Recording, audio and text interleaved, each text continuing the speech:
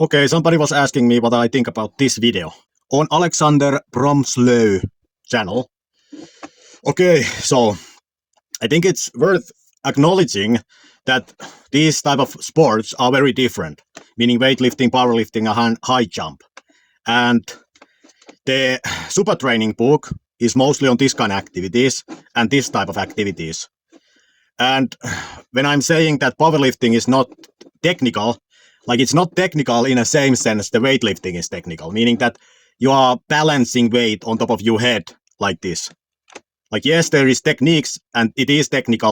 Powerlifting is, but it's not technical to the same extent the weightlifting is technical. And when I put here the explosiveness, like powerlifting is not explosive in the same sense high jump is explosive, and weightlifting in a sense of the jerk movement is explosive, you know.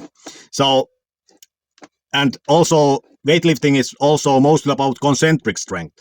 Like there is rarely anything eccentric strength requiring in weightlifting. You kind of cheat yourself under the weights, and you many times start the movement so that you don't have to do the eccentric in it. Whereas the powerlifting is mostly about dynamic strength. You need to lower it and then get it up, you know. So in this context, arm wrestling, like it's at times people are conflating techniques and technique. Yeah, like hook and top roll and press, yes, they are different techniques, but the existence of these doesn't always mean that it is technical to the same degree weightlifting is technical. Because in arm wrestling, even though it is technical, you are not balancing weights on top of your head. Meaning that arm wrestling is more forgiving regarding the technique than weightlifting. Meaning that if this bar is 1 inch in a wrong place, the lifter will fail the whole thing. They cannot do it. But in arm wrestling, if you have some pull like 5 degrees away from the optimal pull position, it doesn't necessarily mean you fail the whole thing. It just means you are doing it less effectively. You know, you are not going to fail the thing. So in that sense, arm wrestling kind of loses to weightlifting in the technical aspects of it. It doesn't mean that arm wrestling is not highly technical, but the technicality of it is a little bit different. And then arm wrestling is also about isometric strength, which makes it totally different to all of these activities. Because these are concentric dynamic, and this could also be considered just some type of plyometric strength, you know, stretch shortening cycle strength, which is explosive, but again, different type of explosiveness than these, all right? So in arm wrestling, it is very different the explosiveness to, for example, this activity. Because in arm wrestling, it's still about maximal strength, and you have to be able to put out that maximal strength for duration of time, unlike this, where it happens just a fraction of a second, the whole thing.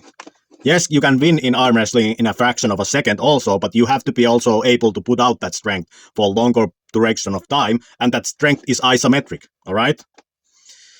So, when I have then went over these books, and I have given quotes from the super training book, note that I have done it in relationship to gathering information on isometric strength training.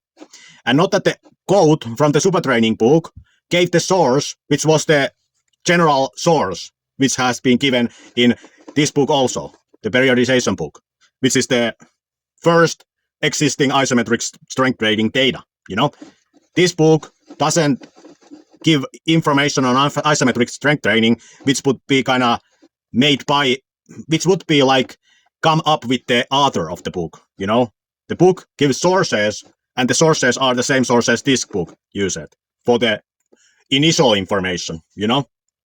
So not that I'm using these kind of books to gather information on isometric strength training, because there is not any peer-reviewed academic book like this or like this, which would be only on isometric strength training, you know, giving systems on it, and because it is not very developed. Isometric strength training information is not very developed, because arm wrestling is kind of lonely sport in that it requires this isometric strength to the degree that it requires it, you know. Yes, the script training is on isometric strength, but again, the grip training, for example, if you go over this book, like there is almost no science in this book. There are just methods and no data on how well the methods work, You know, there are some good methods, but again, there is no science on how well this method worked compared to the other method. All right. So what then I think about this video? Like regarding like the video is all about dynamic strength training and weightlifting and stuff like that, which is not that much what I have been talking about in this channel. So to just talk about the dynamic strength training, I think this video I produced gives pretty good summary of my topics or of my points on dynamic strength training, which what is: don't do physical activity in a catabolic state. You need to eat to progress, and protein is important. High intensity training method is a good way to start. More is not always better. Block periodization makes the most sense, and implement it minimalistically by first just adding ballistic training day block. And in my mind, just even the use of the word periodization complicates the system, because you are just adding one different type of training day to your training. You know, you are still keeping the high intensity training day there. You're just adding a ballistic training day to it.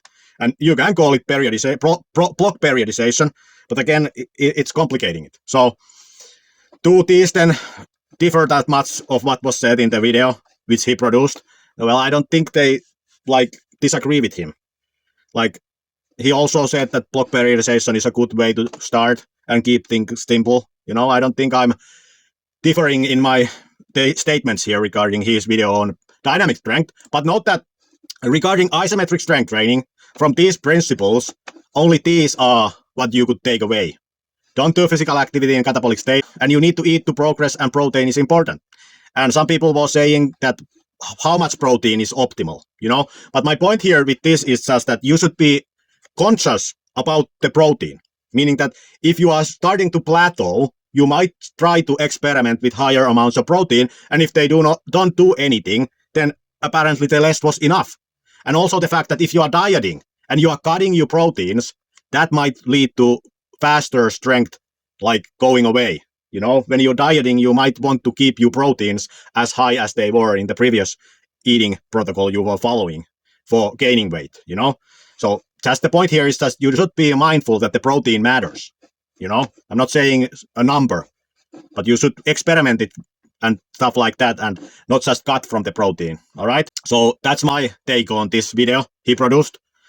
Like, note that we are talking about isometric strength training, and therefore to gather information on the isometric strength training, I'm kind of looking up everything that is produced that has statements on isometric strength training, because there is no peer-reviewed book only on isometric strength training which I could just read and that's it, thing is settled, you know. So that's little clarification on me quoting Yuri on this channel, you know. Okay, that's all. Bye.